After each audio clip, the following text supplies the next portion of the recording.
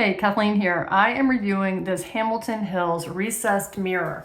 It's in our basement bathroom, so it's a little echoey in here, but I wanted to show you I like the clean look, the clean lines when we have the brownish faucet and lights and things like that. And I just wanted something clean, no extra lights or any extra framing. It's got this nice bevel here, and it is a great size for us. So my old one, and you can see that it's white here, which is great. My old one was shorter, and my contractor, when he was doing some things in here, he just cut a little further down. We put this new one in, and it's great. It's got 3 glass shelves. Glass is much easier to clean, I think, than plastic. These are a little dusty. I just need to take the stuff off and just do a quick rinse. Super easy.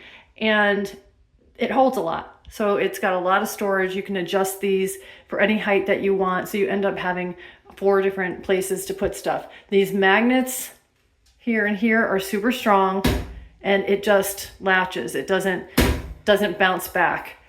The hinges are great. I mean, I don't know what else to say. This is just an amazing mirror, and it stores a lot. It keeps a lot of, this is a small bathroom and not a big vanity. So it's great to have that extra storage.